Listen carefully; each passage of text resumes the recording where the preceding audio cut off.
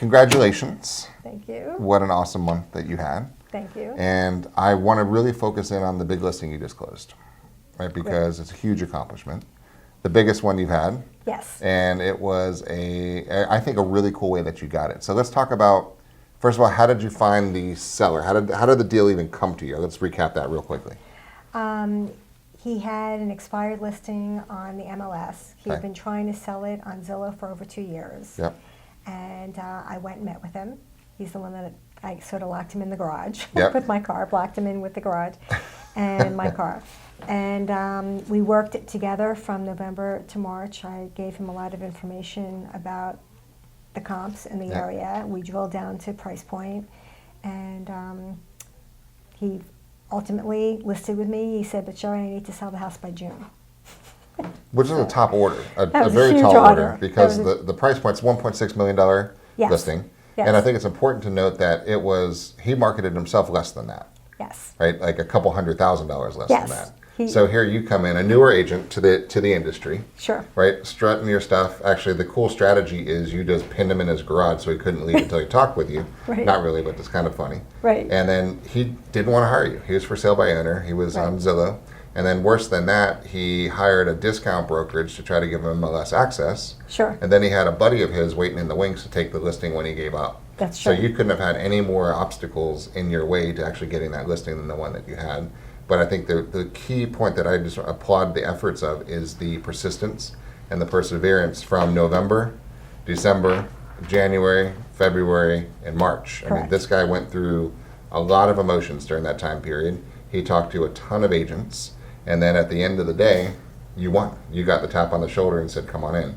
And you're able to overcome a lot of other agents. And I think some of the tools you brought up to him, I think was very strategic, because you brought him things that other agents and companies couldn't have brought him.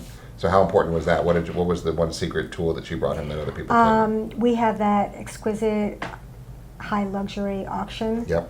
program going on, and I brought that to his attention and became very familiar with how it worked. Yes. And he was very enthused about it, because his feeling was if it didn't sell the typical way, had that as a backup plan. Which gave that's what him nailed it. the flexibility to not use his buddy, because his buddy didn't have the same offering package. So That's that true. kind of gave him took him off the hook with his other options and said, "Look, man, Sherry I like because she has this one's nothing against you. We'll still go out and play golf together, but we're not going to work together on that professionally."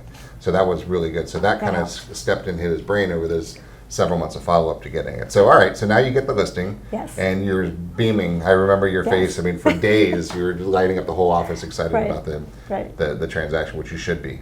And then you worked it really well. I mean, what do you think you did best from a marketing perspective?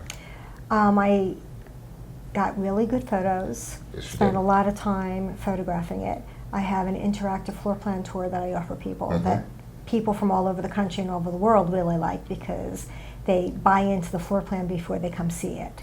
So that was very effective. Right. And then we went through the Century21 Global website mechanism and plastered it everywhere. Everywhere, with the currency Everywhere. conversions and listing in square meters and the metrics and the countries. Yeah. Internationally, everything. And interestingly enough, the buyer that came through is from Connecticut. What I thought was interesting is the way the market's changing from a marketing perspective is people really are buying sight unseen, if you will, especially when they're not from the area.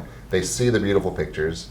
It's sales, right? People buy with emotions and they justify with logic. So Yes. the emotions come through on the photos and the video and the interactive floor plan. So they're like, "I like this house. Look at this view, honey. We're going to sit watching the sunset in this backyard with that pool, and this is where we're going to live." And they jump on a plane and come back from Connecticut to confirm their emotions that they want that house, right? So you were able to conjure up those emotions with a really cool marketing plan on the way. We actually had a buyer who was in California, saw the pictures, called his realtor here and said, "Go show me that house." And Yep. we FaceTimed quite a bit. And then he went to Hong Kong, where his wife was, Yep. and she wanted to see the house, and then they came back a few weeks later. Ultimately, they ended up not getting the house because another buyer came in Right. from the Connecticut. But that is all very true, is people from all over have the ability to go in and they see that backyard and they see that tropical oasis.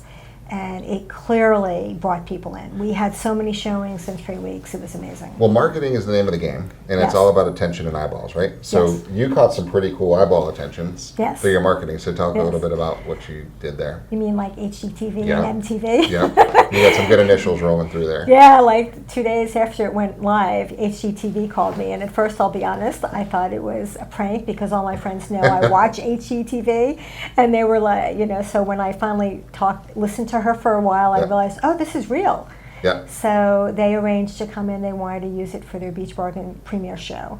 And then MTV called and said they wanted to use it, and they were willing to rent it for pretty high dollars on Right. a weekly basis. And But they wanted to shoot a show here. They wanted They're to shoot a shooting it show. actually right now in time. Right. They wanted to use that house as a They party wanted pad. to use this house as a party pad Yeah. for young millennials who are working during the day and partying at the night. And so I actually used that to attract some buyers who might be interested. I said, here, go buy the home. We'll give you the ability to do this Yep. so that you can get some income the first few weeks if you want to remodel Right. it and everything. And that was a possible hook, and that was a great way of attracting buyers and saying, hey, they're offering a tremendous amount of money to do this That for should 4 or be- 5 weeks. And it was the marketing that attracted them and just the Sure. broad reach. Now, Sure. agency was important when Yes. how you actually were able to get this listing in the beginning and what the tools that we offer as a company to do that. So how important was agency? Very. In this, and it is in all my transactions Mm-hmm. because I have the ability to really represent the seller's interests. Mm-hmm. And it doesn't matter what happens with the buyer. I mean, I want to be able to help the buyer's interest, but ultimately I'm responsible to the seller. And that was a great help. Let's rephrase that thing. We want to make sure the buyers buy, but 100% of our interests lie with the seller. Yes. And I think that came through big time when we were going through the negotiation process and Yes. strategizing our response to situations that happen. This is important, and I know you talked about this a lot when you were getting the listing, and we're saying, look, seller, we will have your back 100%. We will work for you when we're in Right. single agency mode. And Right. fortunately, in this position, the buyer was represented by another agency, Transaction agent. a transaction broker, which Yes. is really cool because technically, here we are with our gloves on, ready to go into a negotiation battle Right. with the agent from the other side that wasn't even able to put his fist up. Right. Right? Well, So that's an interesting analogy, but from a transaction broker perspective, he could not work to the detriment of us, but we Right. 100% were working to the detriment of him. right. And you can't fight back. Yeah. And that's where the value comes in from, not only did we sell his house for a couple $100,000 more than he was trying on his own, Yes. but we're able to hold the deals together. Talk about how agency played a part during negotiation, a couple of the key points you remember that we had some issues. When I knew we were getting an offer in, Mhm. I told the transaction agent we wanted a residential contract. A regular FAR bar, for those not in Florida, it's a standard contract which gives the buyer inspection limits, right? Correct. And it allows the seller strategically to hold the deal together. Correct. But which is a strategic move, only can be done in agency because you were working from the very beginning Yes. in total protection of our client. Yes. And that was actually critical because I was able to learn that the buyer had walked away from 2 previous deals during the inspection period. You'd heard that So- prior to them receiving an offer. Yes. Right. And I knew that was really important, that Yeah. we had a residential contract for that. And then the other thing that we did is we did a pre-inspection. So that was also important because when the inspector came through, they were, full steam ahead. And I knew that I didn't want to lose the deal during the inspection period. And you So- already knew, this was a big thing for getting the listing, you already knew the issues up front because you exposed the issues up front. So And- nothing surprised you at the end, and you knew how to protect against that going forward. There's no guarantee during the inspection period because things always crop up, but we took care of everything our inspection report, brought to our attention. Yeah. We took care of everything. So the inspector, even when he was walking around and, picking out, this or that, he ultimately told the seller, he says, this house is in great condition. Yeah. And it's clearly been maintained, and so it gave the seller peace of mind. The only hiccup was we did a WDO Yeah. also, and did not. We're destroying organism for those who aren't familiar with the jargon in town. Right. And so so we thought everything was all great, and then the WDO inspector came in and said, "Oh no, I think we have termites." So Okay. Now, that was a huge Let me interject hiccup. here, because now you have a buyer who's scared of their shadow in essence, because they walked Right. away from other houses when anything showed up as an issue. Right. So now you have this brand new issue Right. that if you had not done your job right up front and represented them at the highest level that we teach, right, and we offer, then they could have walked away right then, couldn't they have? Right. If it was not on the contract form that we wanted to use. That's right. Absolutely. So the way the contract would read is that if some maintenance issue or like a WDO comes up, then the seller has the option to take care of the problem or not. And the buyer can't walk. That's correct. Okay. If the seller comes and says, yes, I will take care of it, and then I explain that to the owners, I said, look, to be honest with you, one way or another, once you find termites, you have to put it in the seller's property disclosure agreement.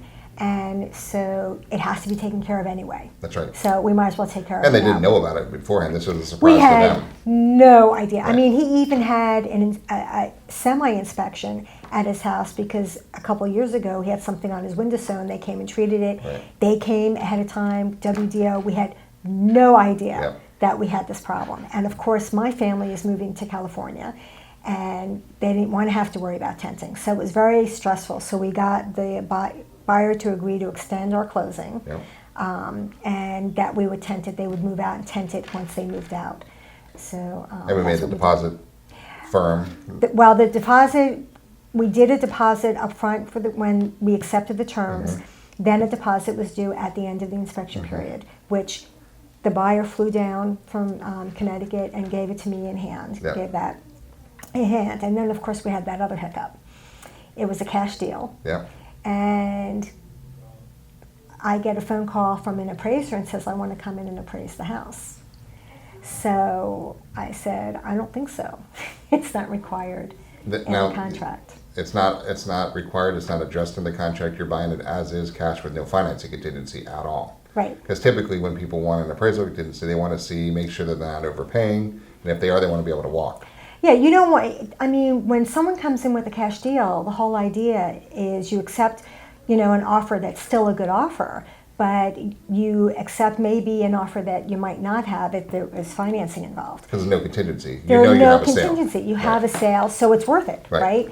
So, and it's worth it that you don't have to worry about you don't have to worry about them qualifying for financing, which, by the way, I did check on their finances to make sure that, Right. the buyer had the money to, and sometimes a cash deal is more dicey than a financing because how do you establish that the person has the money? At least the bank, they That's have the right. money, That's right. but a buyer. So, we established, and I was able to confirm that information. Yeah. So it's supposed to be a walk in the park. You get from the inspection period to the closing, it's a done deal, Right. no big worries. So why worry about an appraisal? Why worry about whether they qualify for financing? Right, which So- that induced the seller to take the offer. Like, hey, it's pretty simple, easy cash deal. We're done after your inspection period. I can start packing and move. Doesn't get any easier It than does that. not, Right. right. So when I got the call for the appraiser, of course, we're not worried that it's going to appraise. Right. But why have to worry about it? Correct. Right? Appraisers are from all over the place, and why worry about any of that if you don't have to? That's right. Why put that stress on the seller? And the seller was feeling stressed. Yeah. So, but the buyer decided at the last minute, I don't have to get financing, but I want to get financing. And obviously, if he wants financing, he needs an appraisal. Yeah. So the buyer, very business savvy when we're at this price level, very good businessman. And he actually called me directly and said, Sherry, we love the house. We're not worried about the appraisal. It just would make our lives a lot easier.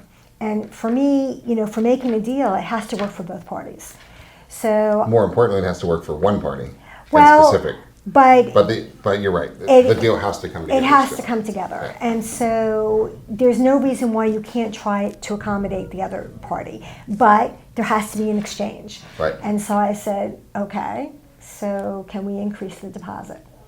And actually, I got him to offer that. Yep. He offered it. Yep. I mean, I gave the You idea. planted a seed, yeah. I planted a seed in the agent and then the buyer, and he came down with a very strong deposit. So I could say to my seller, Rankin, don't worry about this because he's got a lot at stake here. That's right. At this And if point. he were to leave, we're good. You got the extra cash. We'll find another buyer because our Yeah. marketing's good. Yeah, not Got it. worried about it. So we did that. So each step of the way, every time there's some kind of a hiccup, That's going to happen in a sales transaction. I haven't met a There's sales transaction that No. it hasn't had. And that's you what know, people, something. they forget about. There's never a problem until there's Right. a problem. And in every transaction, there's problems.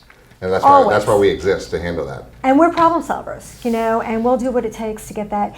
So we got through that, and then meanwhile, my seller wants to move to California, and he needs a place to live. Yep. So, you know, he was having some challenges along that point. So at one point, he reached out to me, and, you know, I helped him. And it turned out that the size of the deposit that we got here on this home actually made a big difference for them making an offer on the other home. So it's sort of that domino effect. If you do something right here, it has a ripple effect, so that in That's right. California, they're like, okay, they haven't closed on the house yet. What is the risk of them closing on the house? Right. Because they're trying to figure out 3,000 miles away, That's right. is it a real sale? So my being engaged with their agents and their brokerages out there. What I think the takeaway on this is, when you share this information with future clients who see what a great job you did, I think it's important to know that when the customer looks back at this, the client now looks back and says, what did I get?